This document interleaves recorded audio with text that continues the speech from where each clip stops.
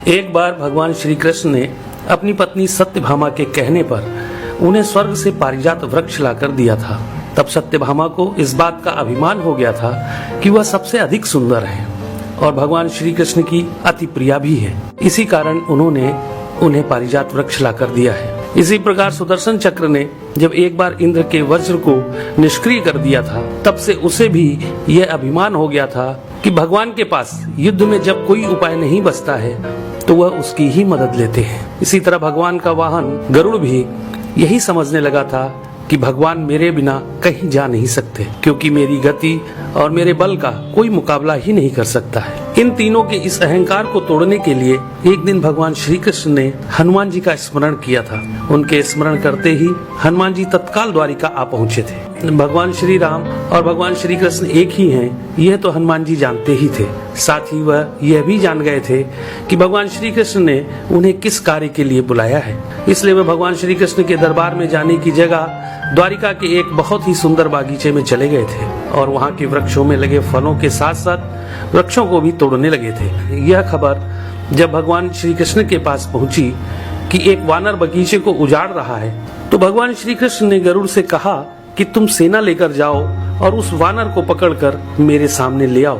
तब बल के अभिमान में भरे गरुड़ ने यह कहा था कि प्रभु, एक मामूली वानर को पकड़ने के लिए सेना की क्या जरूरत है, मैं अकेला ही उसे पकड़ लाता हूँ। ऐसा कहकर गरुड़ उड़ते हुए उस बागीचे में पहुंचे जहां हनुमान जी वृक्षों को उखाड़ रहे थे। तो गरुड़ ने उन्हें बिना जाने ही उनको पकड़ने का प्रयास किया था। तब हनुमान जी ने गरुड़ को अपनी पूंछ में दबाकर जोर से कस दिया, जिससे गरुड़ की सांस रुक गई थी।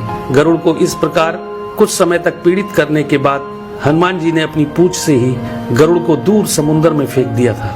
तब गरुड़ बड़ी मुश्किल से खुद को संभालकर भगवान श्री कृष्ण के दरबार में वापस आकर यह बोले थे कि प्रभु, वह कोई साधारण वानर नहीं है, इसलिए मैं उसे पकड़कर नहीं ला सका। यह सुनकर भगवान श्री कृष्ण ने कहा कि वह अवश्य ही श्री राम जी के भक्त हनुमान होंगे।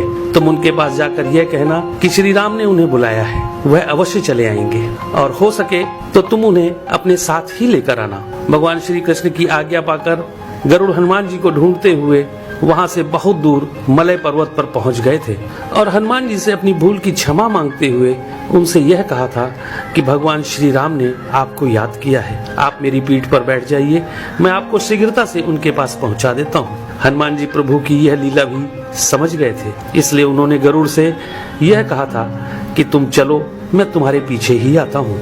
इधर द्वारिका में भगवान श्री कृष्ण ने राम का रूप धारण किया और सत्यभामा के साथ सिंहासन पर बैठ गए थे और सुदर्शन चक्र को यह आदेश दिया कि तुम द्वार पर रहो, बिना मेरी आज्ञा के कोई भी अंदर न आने पाए।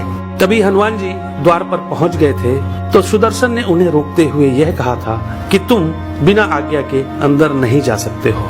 तब हनुमान जी ने सुदर्शन चक्र को पकड़कर अपने दांतों में दबा लिया था और अंदर चले गए थे। हनुमान जी ने सिंहासन पर बैठे भगवान श्री राम को प्रणाम करके उनसे यह कहा था कि प्रभु, माँ कहाँ है? आपके पास उनके स्थान पर यह कौन दासी बैठी है? सत्यभामा ने जब यह बात सुनी तो बड़ी ही लज्जित हो गई थी और उनका सारा घमंड चूर हो गया था। तभी थके हुए गरुड़ देव भी हांफते हुए दरबार में आ गए थे।